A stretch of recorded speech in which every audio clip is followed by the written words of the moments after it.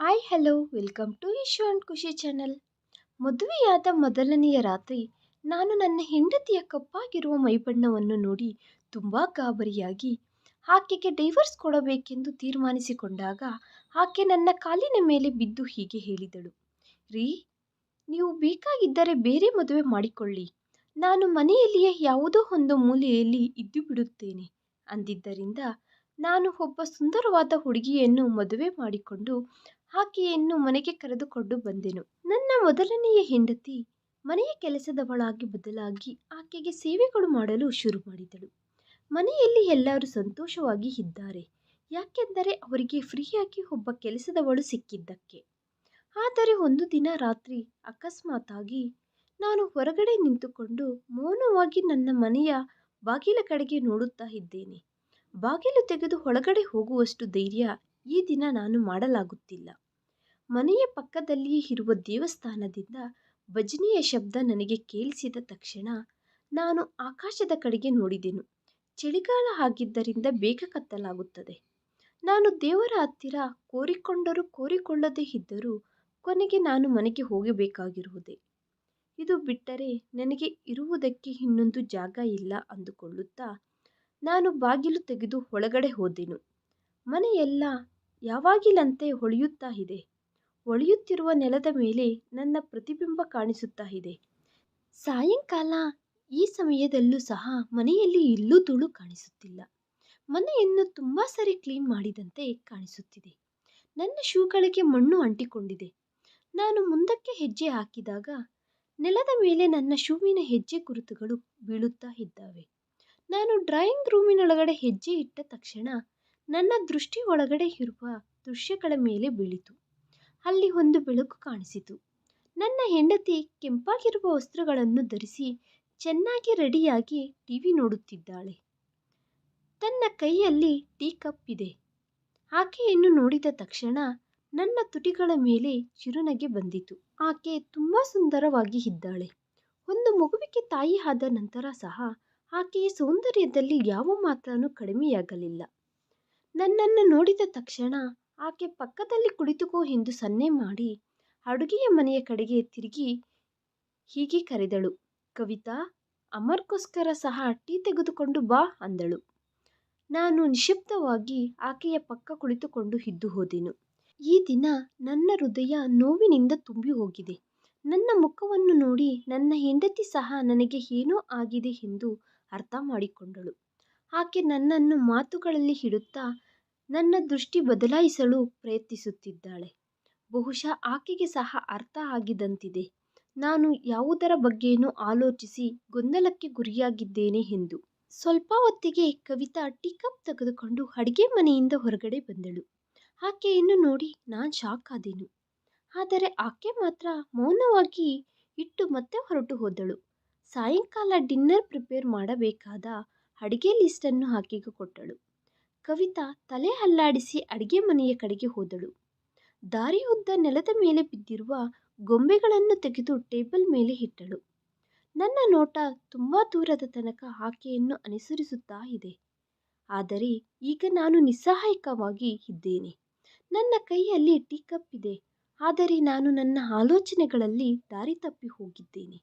ಸಾಯಂಕಾಲ ತಯಾರು ಮಾಡಿದ ಅಡುಗೆಗಳು ತುಂಬ ರುಚಿಯಾಗಿ ಇದ್ದಾವೆ. ಕವಿತಾ ಕೈಗಳಲ್ಲಿ ಏನೋ ಮ್ಯಾಜಿಕ್ ಇದ್ದ ಹಾಗೆ ಅನಿಸಿತು. ನನ್ನ ಹೆಂಡತಿ ನಿರಂತರವಾಗಿ ಮಾತನಾಡುತ್ತಲೇ ಇದ್ದಾಳೆ. ನಾನು ಮೌನವಾಗಿ ಆಕೆಯ ಮಾತುಗಳಿಗೆ ಉತ್ತರ ಹೇಳುತ್ತಾ ಇದ್ದೇನೆ.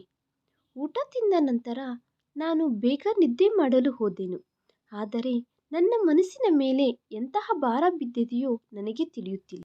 ತುಂಬ ಹೊತ್ತಿನ ತನಕ ಆ ಕಡೆ ಈ ಕಡೆ ತಿರುಗುತ್ತಲೇ ಇದ್ದೇನೆ, ಆದರೆ ನನಗೆ ನಿದ್ದೆ ಬರುತ್ತಿಲ್ಲ. ನನ್ನ ಹೆಂಡತಿ ಗಾಢವಾಗಿ ನಿದ್ರೆಯಲ್ಲಿ ಇದ್ದಾಳೆ. ನಿದ್ದೆ ಮಾಡುತ್ತಿರುವಾಗಲೂ ಸಹ ಆಕೆಯ ಅಂದವಾದ ಮುಖವನ್ನು ನೋಡಲು ಸಹ ಕಷ್ಟವಾಗಿ ಇದೆ. ನಾನು ಮೌನವಾಗಿ ಎದ್ದು ಅಲ್ಲೇ ರೂಮಿನಲ್ಲಿ ಆ ಕಡೆ ಈ ಕಡೆ ತಿರುಗುತ್ತಿದ್ದೇನೆ. ಅಷ್ಟರಲ್ಲಿ ಒಂದು ವಿಚಿತ್ರ ಶಬ್ದ ನನ್ನ ಕಿವಿಗೆ ಕೇಳಿಸಿತು. ಆದ್ದರಿಂದ ಶಬ್ದ ಬರುತ್ತಿರುವ ಕಡೆಗೆ ಹೆಜ್ಜೆ ಹಾಕಲು ಶುರು ಮಾಡಿದೆ. ನಾನು అయిಷ್ಟವಾಗಿಯೇ ಆ ಕಡೆ ಹೋದೆನು. ರೂಮಿನ ಬಾಗಿಲು ಓಪನ್ ಆಗಿಯೇ ಇದೆ. ನಾನು ಇನ್ನೂ ಸ್ವಲ್ಪ ತಳ್ಳುತ್ತಾ ಬಾಗಿಲು ತೆಗೆದೆನು. ಹಾಗೆ ನನ್ನ ಮುಂದೆ ಇರುವ ದೃಶ್ಯವನ್ನು ನೋಡಿದ ತಕ್ಷಣ ನನ್ನ ಬಾಯಿಂದ ಒಂದು ಕೂಗು ಹೊರಗಡೆ ಬಂದಿತು.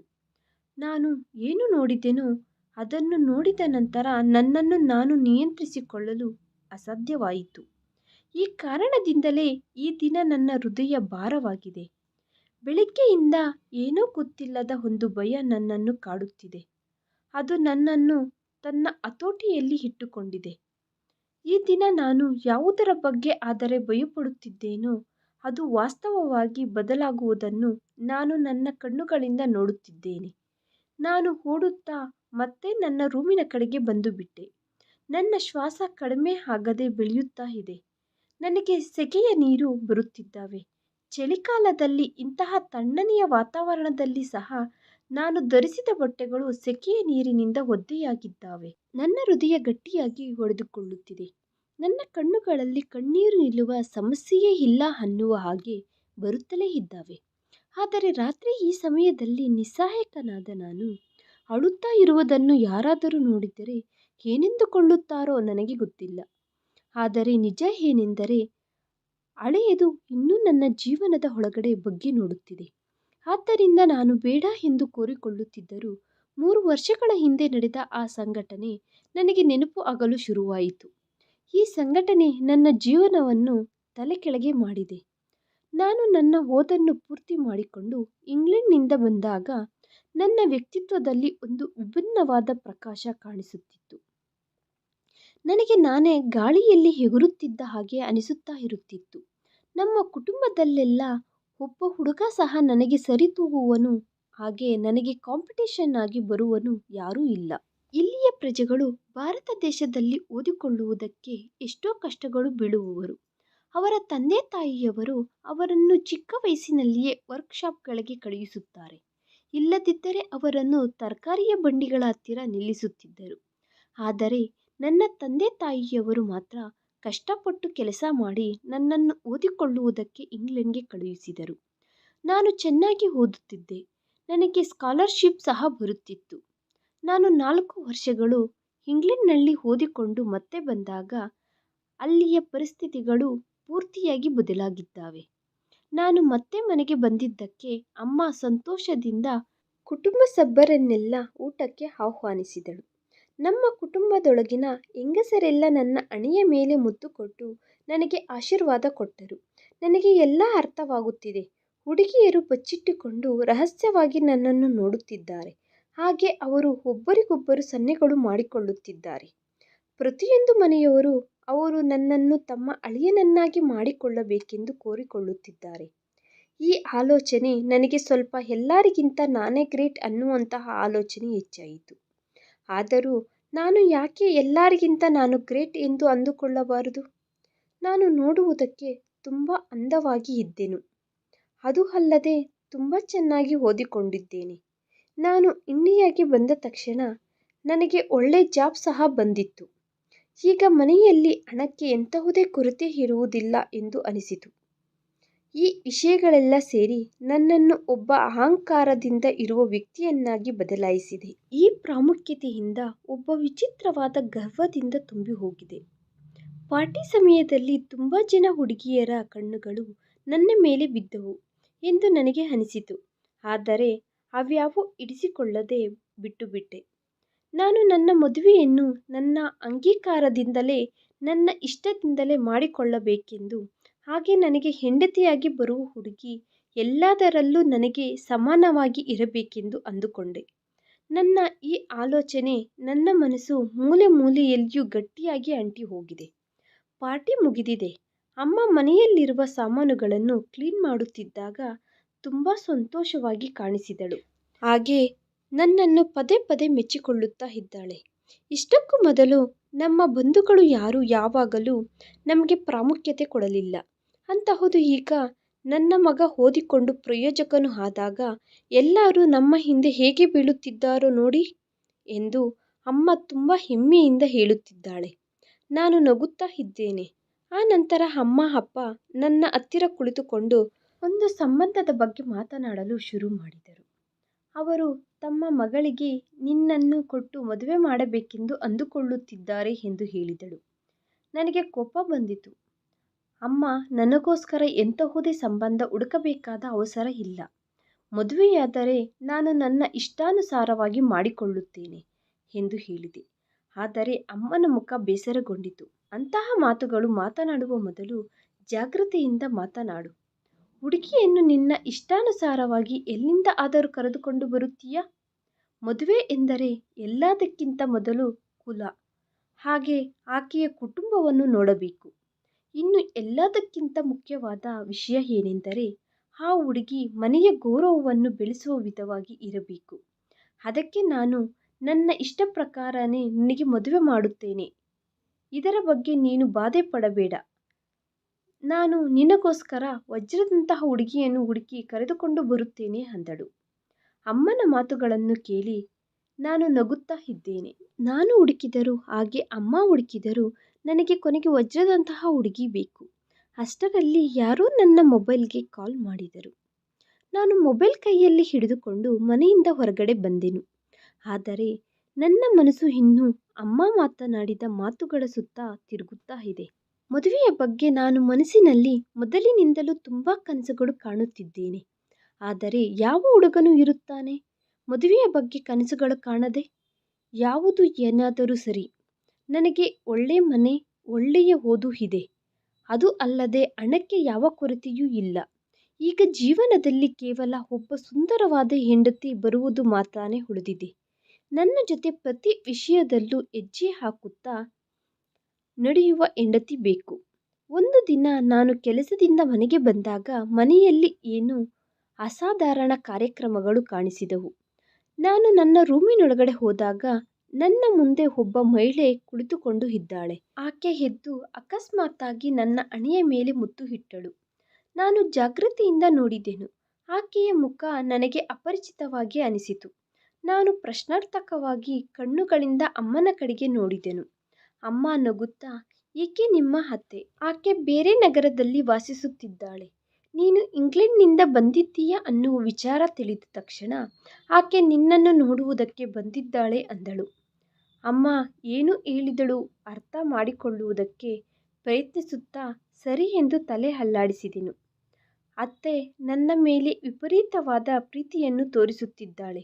ಆಕೆಯ ಜೊತೆ ಆಕೆಯ ಗಂಡ ಸಹ ಅಲ್ಲಿ ಇದ್ದಾನೆ. ಆತನು ಸಹ ಒಳ್ಳೆಯ ವ್ಯಕ್ತಿಯ ತರಹ ಕಾಣಿಸುತ್ತಿದ್ದಾನೆ. ಅವರು ರೂಪವನ್ನು ನೋಡಿದರೆ ಗೊತ್ತಾಗುತ್ತದೆ ಅವರು ಶ್ರೀಮಂತರು ಅಲ್ಲ ಎಂದು. ಬಟ್ಟೆಗಳು ನೋಡುವುದಕ್ಕೆ ಮಾಮೂಲಿಯಾಗೇ ಇದ್ದಾವೆ. ಆದರೆ ಶುಭ್ರವಾಗಿ ಇಸ್ತ್ರಿ ಮಾಡಿದ ಬಟ್ಟೆಗಳು ಹಾಕಿಕೊಂಡಿದ್ದಾರೆ. ನಮ್ಮ ತಂದೆಯವರು ಅವರ ಜೊತೆ ತುಂಬ ಪ್ರೀತಿಯಿಂದ ನಡೆದುಕೊಳ್ಳುತ್ತಿದ್ದಾರೆ. ಅಮ್ಮ ಪದೇ ಪದೇ ಅವರ ಮುಂದೆ ಸ್ನ್ಯಾಕ್ಸನ್ನು ಮತ್ತು ಕೂಲ್ ಡ್ರಿಂಕ್ಸನ್ನು ಇಡುತ್ತಿದ್ದಾರೆ. ಇದೆಲ್ಲ ನನಗೆ ಸ್ವಲ್ಪ ವಿಚಿತ್ರವಾಗಿ ಅನಿಸುತ್ತಿದೆ. ಅಮ್ಮ ಯಾವಾಗಲೂ ಸಹ ತನ್ನ ಅತ್ತೆ ಮನೆಯವರ ಕಡೆಯ ಬಂಧುಗಳ ಮೇಲೆ ಇಷ್ಟು ಶ್ರದ್ಧೆ ತೋರಿಸಲಿಲ್ಲ ಅಂದುಕೊಳ್ಳುತ್ತಾ ನಾನು ನನ್ನ ರೂಮಿನೊಳಗಡೆ ಹೊರಟು ಹೋದೆ. ಹೊರಗಡೆ ಅವರ ಸಮಾವೇಶ ತುಂಬ ಹೊತ್ತು ಕೊನೆಸಾಗಿತು. ಎಲ್ಲರೂ ಒಬ್ಬರಿಗೊಬ್ಬರು ಜೋಕ್ಸ್ ಹಾಕಿಕೊಳ್ಳುತ್ತಾ ಇದ್ದಾರೆ.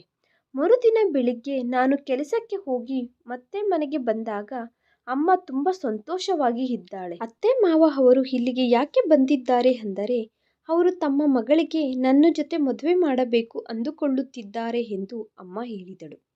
ನಾನು ಗರ್ವದಿಂದ ನಗುತ್ತಾ, ಈಗ ಜನಗಳು ನನ್ನ ಮನೆಗೆ ಬಂದು ತಮ್ಮ ಮಗಳನ್ನು ನನಗೆ ಕೊಟ್ಟು ಮದುವೆ ಮಾಡುವುದಕ್ಕೆ ಸಿದ್ಧವಾಗಿ ಇದ್ದಾರೆ.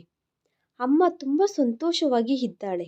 ಹಾಗೆ ಅಮ್ಮ ಈ ಸಂಬಂಧ ಬೆಳೆಸುವುದಕ್ಕೆ ಸಿದ್ಧವಾಗಿ ಇದ್ದಾಳೆ. ಆದರೆ ನಾನು ಸ್ವಲ್ಪ ಸಂಕೋಚಿಸಿದೆ.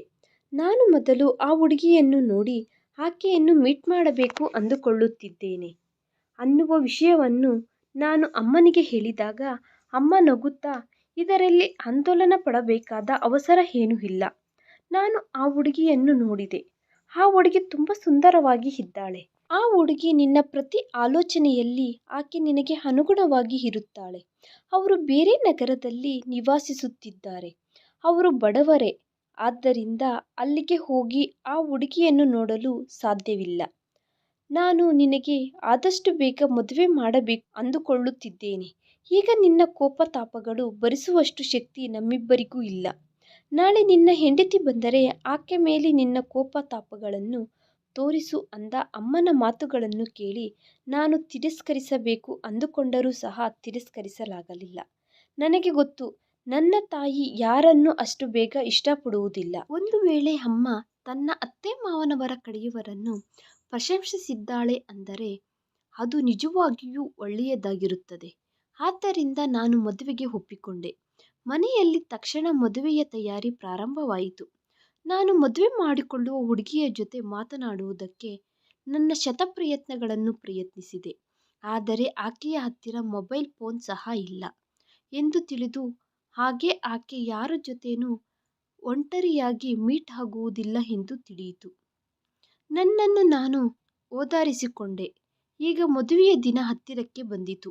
ಆಫೀಸ್ನಲ್ಲಿ ನನ್ನ ಸ್ನೇಹಿತರಿಗೆಲ್ಲ ನನ್ನ ಮದುವೆಯ ವಿಚಾರ ತಿಳಿಯಿತು. ಎಲ್ಲರೂ ನನ್ನನ್ನು ಅಭಿನಂದಿಸಿದರು. ಅವರು ಸಮಾಜದಲ್ಲಿ ಒಳ್ಳೆಯ ಹೆಸರು ಹೊಂದಿದ ವ್ಯಕ್ತಿಗಳು. ಆದ್ದರಿಂದ ನಾನು ಅತಿ ದೊಡ್ಡ ಹೋಟೆಲ್ನಲ್ಲಿ ರಿಸೆಪ್ಷನ್ ಪಾರ್ಟಿ ತಯಾರು ಮಾಡಿದೆ. ನಾನು ಹಾಗೆ ನನ್ನನ್ನು ಮದುವೆ ಮಾಡಿಕೊಳ್ಳುವ ಹುಡುಗಿಯ ಜೊತೆ ವೇದಿಕೆ ಮೇಲಕ್ಕೆ ಹೋದಾಗ ಎಲ್ಲರ ಕಣ್ಣುಗಳು ನಮ್ಮ ಕಡೆಗೆ ನೋಡುತ್ತಾ ಅಟ್ರಾಕ್ಷನ್ ಆಗಿ ಇರಬೇಕು ಎಂದು ಕೋರಿಕೊಂಡೆ. ಮದುವೆಯ ದಿನ ಬಂದು ಬಿಟ್ಟಿತು. ನಾನು ಹಣ ಖರ್ಚು ಮಾಡುವುದರಲ್ಲಿ ಲೆಕ್ಕ ಮಾಡಲಿಲ್ಲ. ಪ್ರತಿ ವಸ್ತುವು ಅದ್ಭುತವಾಗಿ ತಯಾರು ಮಾಡಲಾಗಿದೆ. ನಾವು ಮದುವೆಗೆ ಬೇರೆ ನಗರಕ್ಕೆ ಹೋಗಬೇಕಾಗಿ ಬಂದಿತು.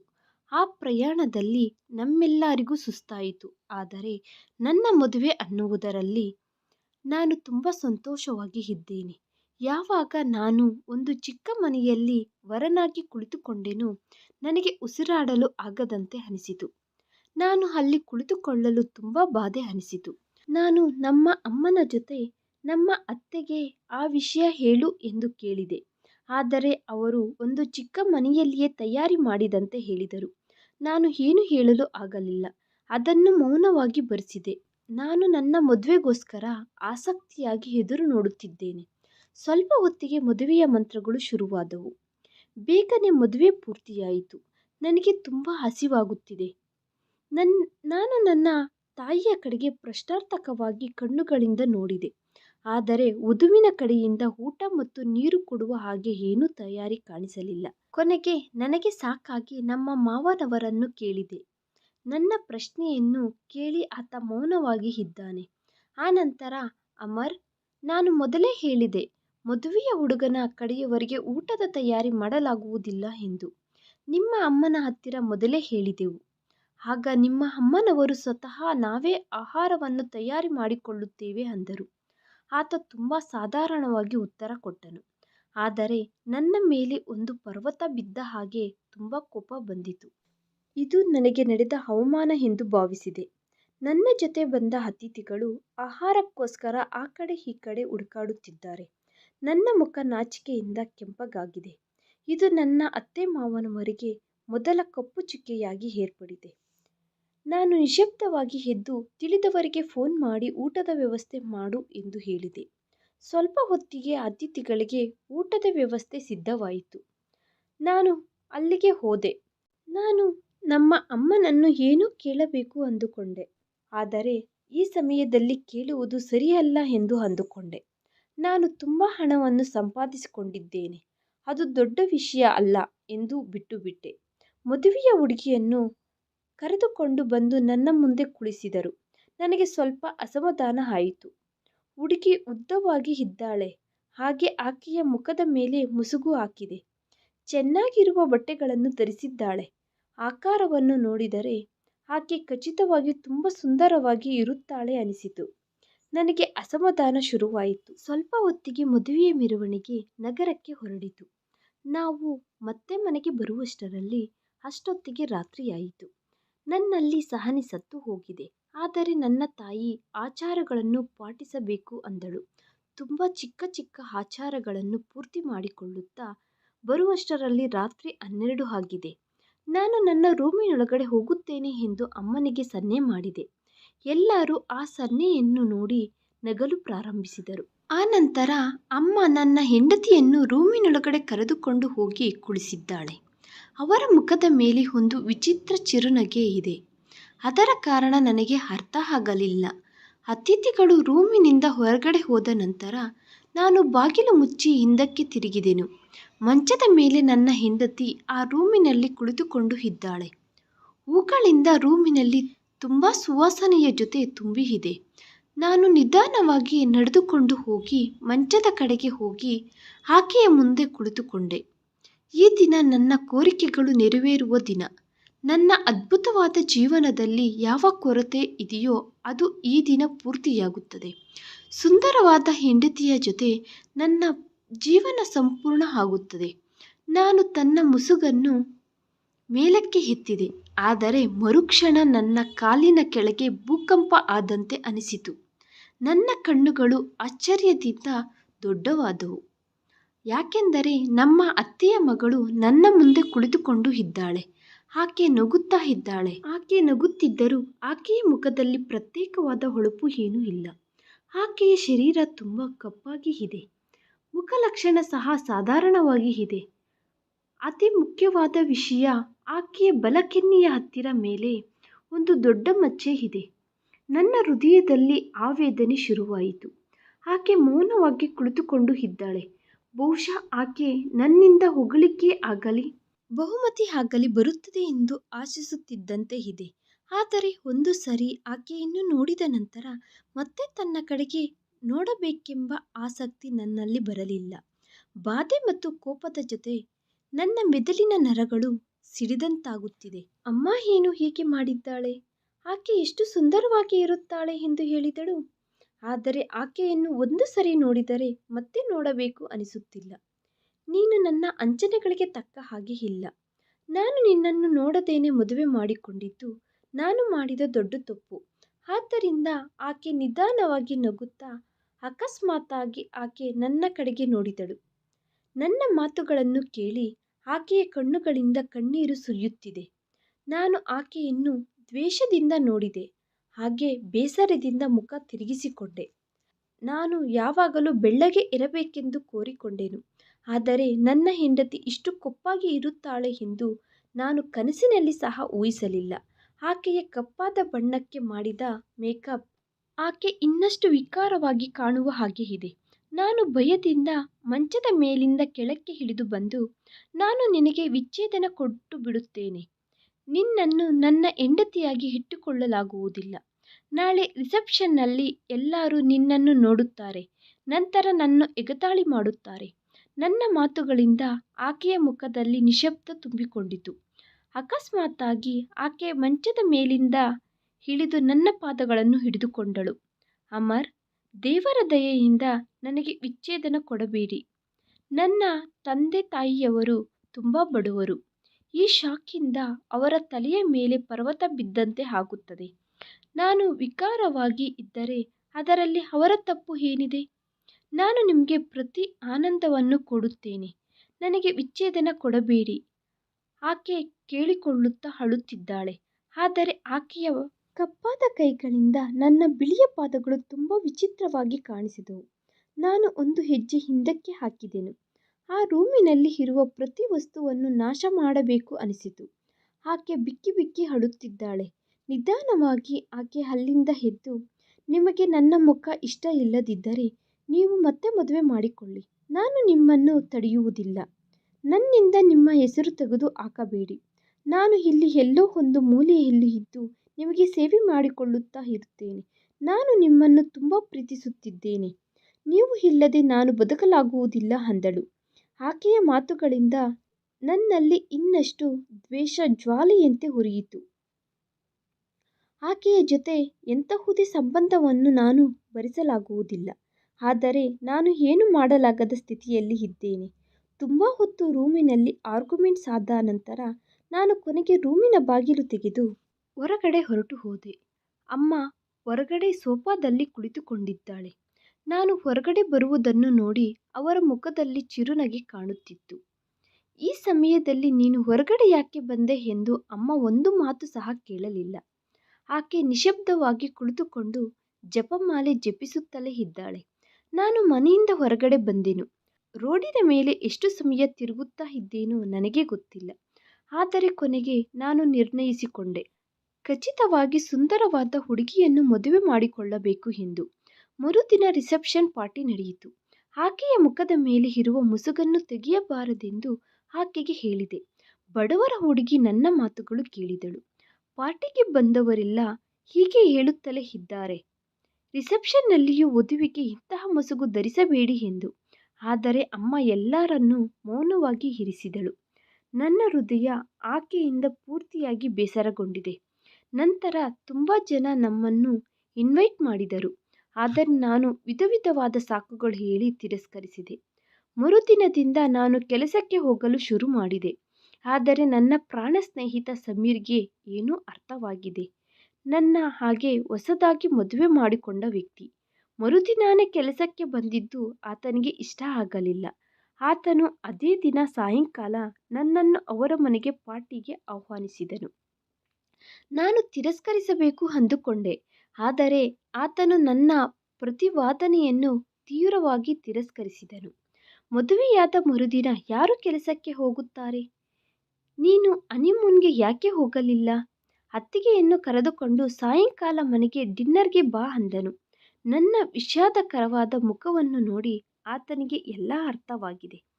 ಬೇಡ ಅಂದುಕೊಳ್ಳುತ್ತಲೇ ಆ ಸಾಯಂಕಾಲ ನನ್ನ ಹೆಂಡತಿಯನ್ನು ಕರೆದುಕೊಂಡು ಆತನ ಮನೆಗೆ ಹೋದೆನು.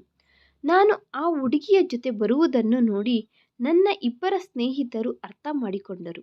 ನನ್ನ ಮುಖ ಯಾಕೆ ವಿಷಾದಕರವಾಗಿ ಇದೆಯೋ. ಮನೆಯಲ್ಲಿ ಆತನು ವಿಧ ತರವಾದ ಅಡುಗೆಗಳನ್ನು ತಯಾರಿ ಮಾಡಿದ್ದಾರೆ. ಆತನ ಕುಟುಂಬ ಸಭ್ಯರು ನನ್ನನ್ನು ಅವರ ಕುಟುಂಬ ಸಭ್ಯರಲ್ಲಿ ಒಬ್ಬನನ್ನಾಗಿ ಭಾವಿಸುತ್ತಾರೆ. ಸಮೀರ್ ಊಟಕ್ಕೆ ಕುಳಿತುಕೋ ಎಂದು ಕೇಳಿದನು. ಆದರೆ ನಾನು ಸ್ವಲ್ಪ ಹೊತ್ತು ಇರು ಅಂದೆನು. ಆತನ ಚಿಕ್ಕ ತಂಗಿ ತಿನ್ನುವುದಕ್ಕೆ ಅಡುಗೆಗಳನ್ನು ತಂದು ಇಡುತ್ತಿದ್ದಾಳೆ. ಆಕೆಯನ್ನು ನೋಡಿದ ತಕ್ಷಣ ನನ್ನ ಕಣ್ಣಿನ ರೆಪ್ಪೆ ಆಡಿಸುವುದನ್ನೇ ಮರೆತು ಹೋದೆ. ಆಕೆ ತುಂಬ ಸುಂದರವಾಗಿ ಇದ್ದಾಳೆ. ಹೇಗೆಂದರೆ ಸ್ವರ್ಗದಿಂದ ನೇರವಾಗಿ ಈ ಲೋಕಕ್ಕೆ ಬಂದಂತೆ ಇದ್ದಾಳೆ. ಉದ್ದನೆಯ ಜಡೆ, ಬೆಳ್ಳನೆಯ ಮುಖ ನನ್ನ ಹೃದಯವನ್ನು, ನನ್ನ ಮನಸ್ಸನ್ನು ದೋಚಿಕೊಂಡಳು. ನನಗೆ ಅಂತಹ ಹುಡುಗಿನೇ ಹೆಂಡತಿಯಾಗಿ ಬರಬೇಕು ಅಂದುಕೊಂಡೆ. ನನ್ನ ನೋಟ ಆಕೆ ಗ್ರಹಿಸಿದಾಗ ನನ್ನನ್ನು ನೋಡಿ ಆಕೆಯ ಮುಖ ನಾಚಿಕೆಯಿಂದ ಇದೆ. ನನ್ನ ಹೃದಯ ದಾರಿ ತಪ್ಪಿ ಹೋಗಿದೆ.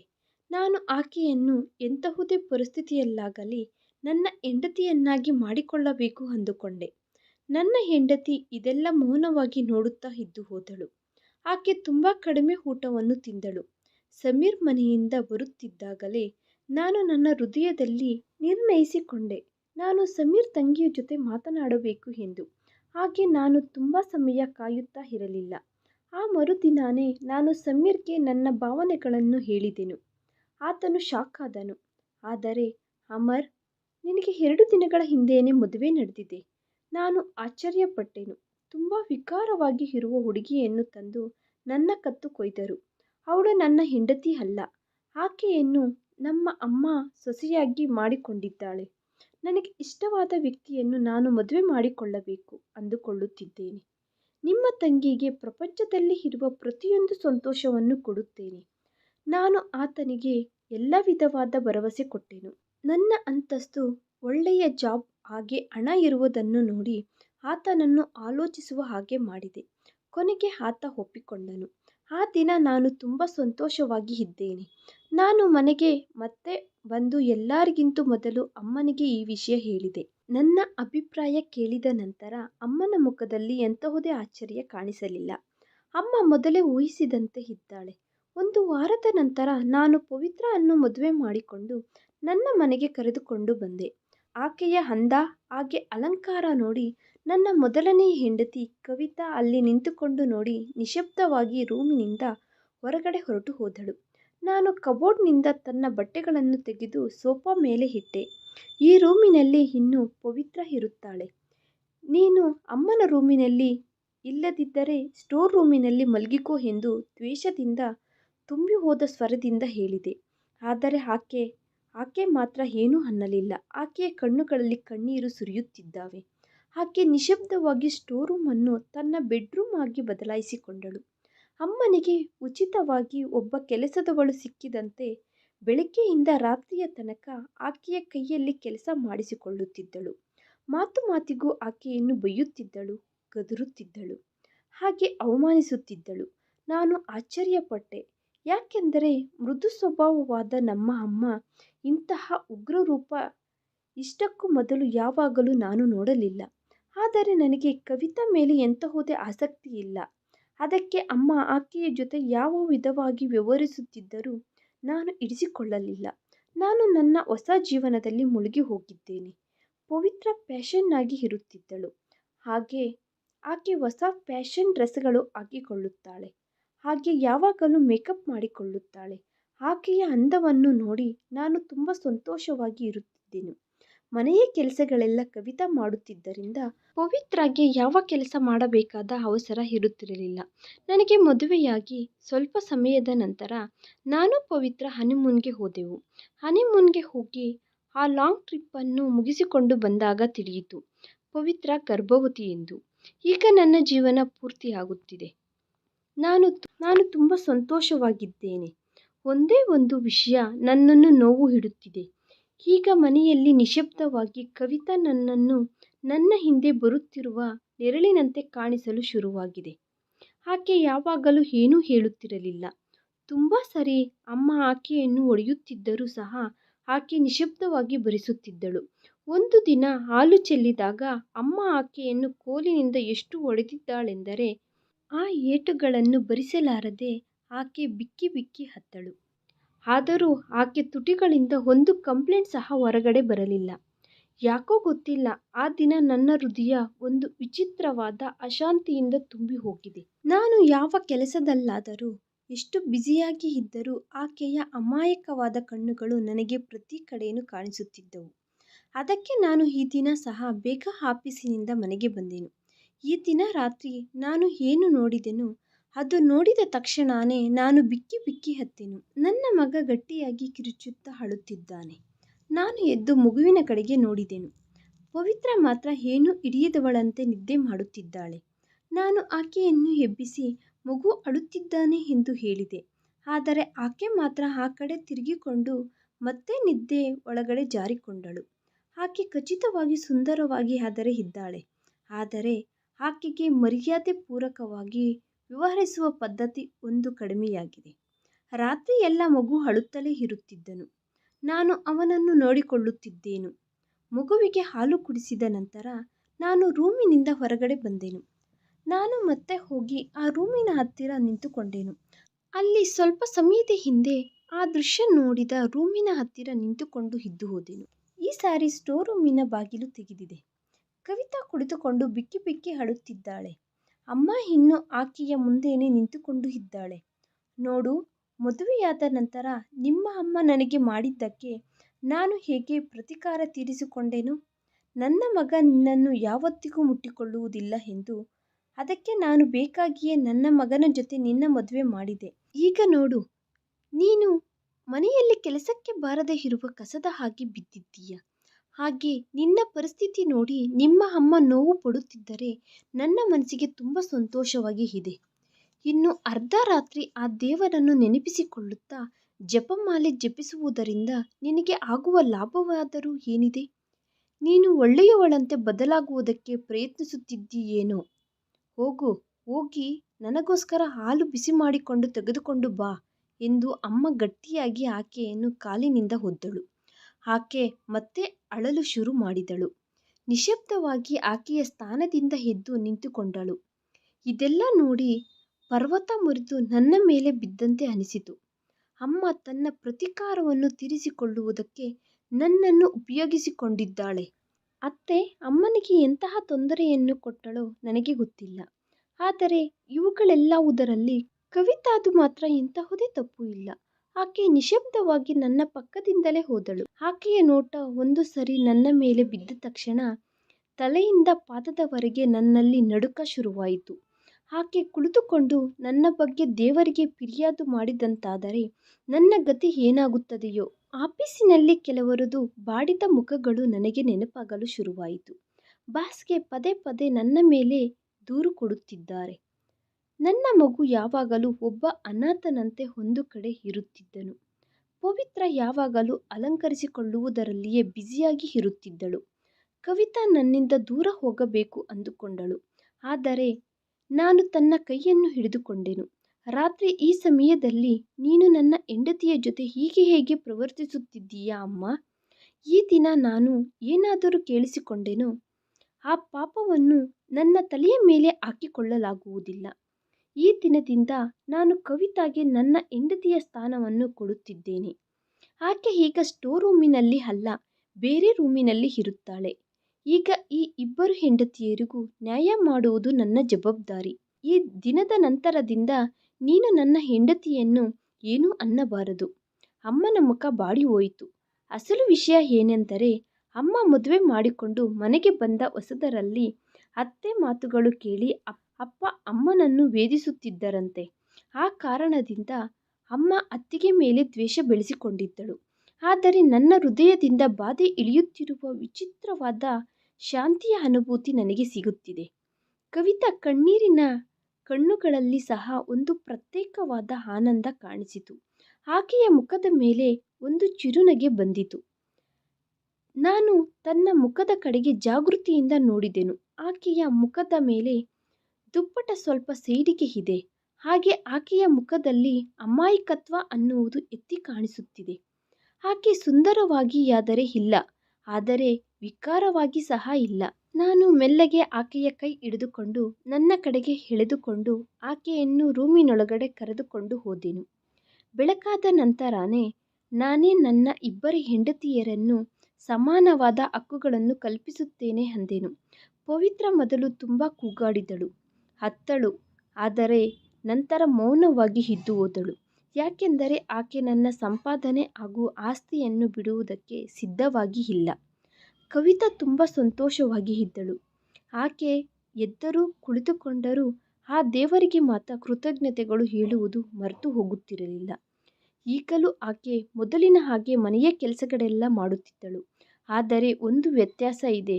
ಅದೇನೆಂದರೆ ಈಗ ಆಕೆಯ ಕಣ್ಣುಗಳಲ್ಲಿ ಕಣ್ಣೀರಿಗೆ ಬದಲಾಗಿ ಚಿರುನಗೆ ಕಾಣಿಸುತ್ತಿತ್ತು. ಆಕೆಯ ಜೊತೆ ಕಳೆದ ಸಮಯವನ್ನು ನೋಡಿದ ನಂತರ ನಿಜವಾದ ಆನಂದವನ್ನು ಕೊಡುವ ಹೆಂಡತಿ ಹೇಗಿರುತ್ತಾಳೆ ಎಂದು ಅರ್ಥವಾಯಿತು. ನನ್ನ ಬಟ್ಟೆಗಳು, ನನ್ನ ಶೂಗಳು ಯಾವಾಗಲೂ ರೆಡಿ ಮಾಡಿ ಇಡುತ್ತಿದ್ದಳು. ಆಕೆ ತನ್ನ ಕೈಗಳಿಂದ ನನಗೆ ಬಿಸಿ ಬಿಸಿ ಊಟವನ್ನು ಬಡಿಸುತ್ತಿದ್ದಳು. ಹಾಗೆ ಯಾರ ಮೇಲೂ ಯಾವಾಗಲೂ ಸಹ ಬೇಸರ ಮಾಡಿಕೊಳ್ಳುತ್ತಿರಲಿಲ್ಲ. ಈಗ ನಾನೂ ಸಹ ನನ್ನ ಮನಸ್ಸಿನಲ್ಲಿ ಒಂದು ನಿರ್ಣಯ ತೆಗೆದುಕೊಂಡೆನು. ನಾನು ಆಕೆಯ ಮೇಲೆ ತೋರಿಸಿದ ನಿರ್ಲಕ್ಷ್ಯವನ್ನು ಖಚಿತವಾಗಿ ನಾನು ಪ್ರಾಯಶ್ಚಿತ್ತ ಮಾಡಿಕೊಳ್ಳಬೇಕೆಂದು. ಈ ಕಥೆಯಲ್ಲಿ ನೈತಿಕ ಸಂದೇಶ ಇದೆ. ನಿಜವಾದ ಆನಂದ ಹಾಗೆ ನಿಜವಾದ ಸಂಬಂಧ ಅಂದರೆ ಕೇವಲ ಅಂದಚೆಂದಗಳ ಬಗ್ಗೆ ಅಲ್ಲ.